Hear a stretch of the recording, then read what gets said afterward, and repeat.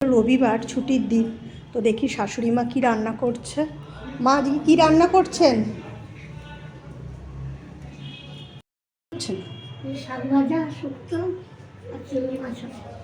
ও, শুক্তোটা কি সেদ্ধ করা হয়েছে? সাদলানো হয়নি না এখনো।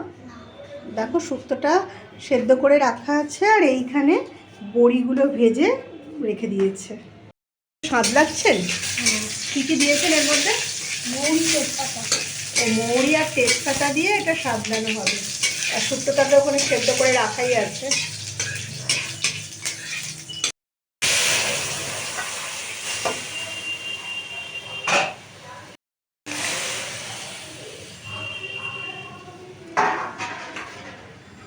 দেখো লাল শাক ভাজাটা হয়ে গেছে, আর উপর থেকে বাদাম আর বড়ি ভেজে দেওয়া হয়েছে।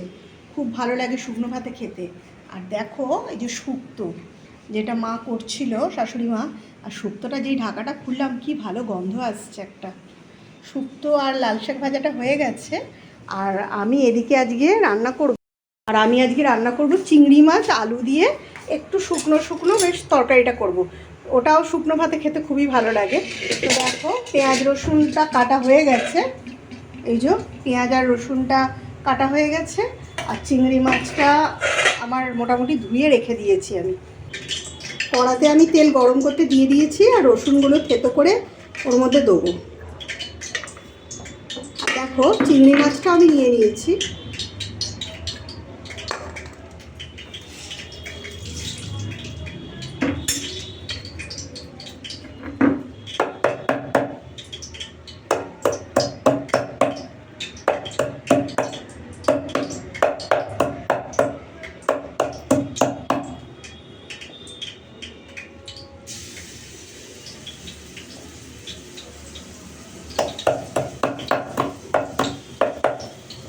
একটু চড়া করে পেঁয়াজ রসুন দিয়ে করলে কিন্তু এটা খেতে খুবই ভালো লাগে শুকনো ভাত।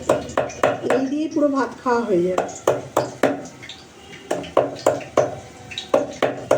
আর আমি একটু আলু দেবো বলে আলুটা একটু সামান্য ভাপিয়ে নিচ্ছি, তাহলে একটু তাড়াতাড়ি হয়ে যাবে।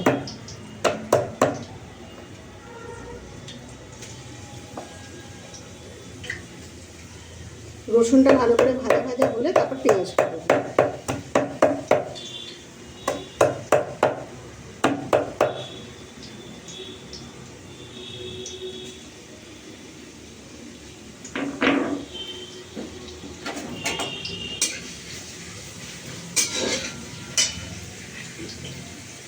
পেঁয়াজটা দিয়ে দেবো।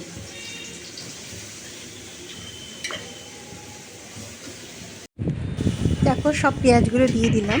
এবার পেঁয়াজটাও ভালো করে ভাজতে হবে, আর তারপর টমেটোগুলো আমি দিয়ে দিলাম। টমেটোগুলো দিয়েও ভালো করে ভাজলাম। বেশ ভাজা ভাজা হয়ে এলে আর পেঁয়াজগুলো একটু নরম হলে তারপর আমি সামান্য নুন এর মধ্যে দিয়ে দিয়েছি। আর তারপর যেসব মশলা দেওয়া হয়, হলুদ গুঁড়ো, তারপর হলুদ গুঁড়োটা একটু বেশি করে দিলাম, ধনে গুঁড়ো, জিরে গুঁড়ো পরিমাণ মতো, মানে যেটা যেরকম লাগবে, লঙ্কার গুঁড়ো। আর আমি টমেটোটা যে একটুখানি জলে দানাগুলো ধুয়ে রেখেছিলাম, সেই জলটা ছেঁকে আমি এর মধ্যে দিয়ে দিলাম। তো দেখো ভালো করে এবার এটাকে মশলাটাকে কষিয়ে চিংড়ি মাছগুলো দিলাম। চিংড়ি মাছগুলো আমি আগে ভেজে দিইনি, কারণ এই কষাতে কষাতেই দেখছি চিংড়ি মাছ ভালো তৈরি হয়ে যায়। তো আগে থেকে ভালো করে ভাজার কোনো দরকারই পড়ে না। আর এরকমভাবে কিন্তু খেতে খুবই ভালো লাগে। আর দেখো এবার আমি আদা বাটাটা দিলাম। আদা বাটাটা আমি একটু পরেই দিই।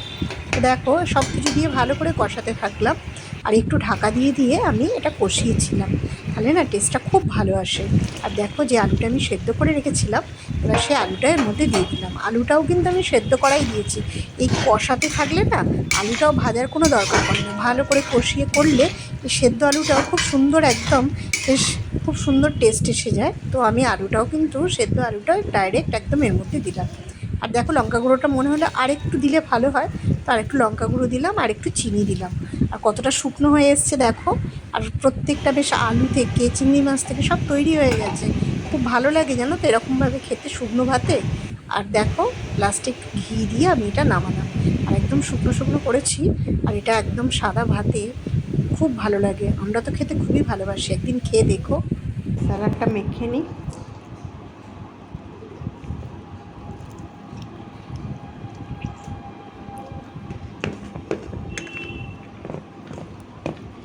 আপনি ভাতটা বাড়ুন। ভাতটা বাড়ুন।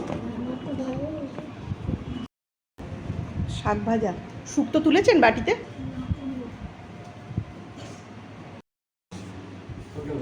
ওই তো বাটিতে আছে।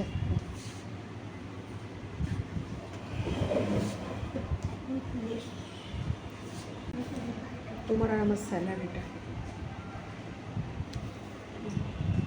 একটু ঝোল দিন তাহলেই হবে, অনেকটা হয়ে গেছে। কিসে? ওই যে স্যালাডটা বলছো, সব রকম মিশিয়ে। হ্যাঁ, ওটা ওরকম স্যালাডও ভালো লাগে, দেখেছি ওই রকম করবো একদিন।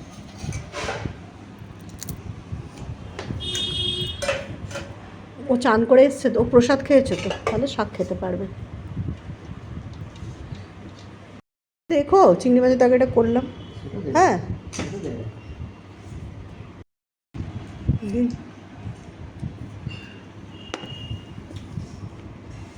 প্রথমে লাল শাক ভাজা দিয়ে খাবো তো, তারপর শুক্তোটা খাবো। বড়ি আর বাদাম ওপর থেকে ভেজে দিয়েছে, ভালো লাগে খেতে।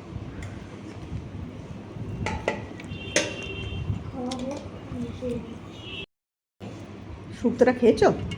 খাওনি?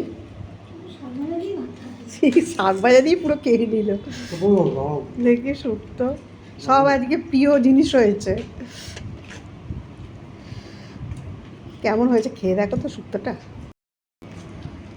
শুক্তো শুধু হলেই আমার মনে হয়, আর মাছ হলেই খাওয়া হয়ে যাবে, মাছেরও দরকার নেই, শুক্তো দিয়ে খাওয়া হয়ে যাবে।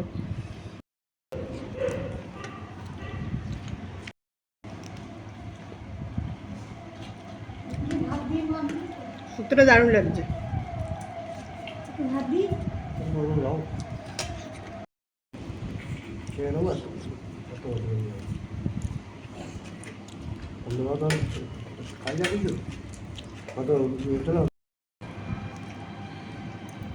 ওর তো ভাত নেই, একটু ভাত দিয়ে খেও। দেখি কেমন হলো চিংড়ি মাছটা।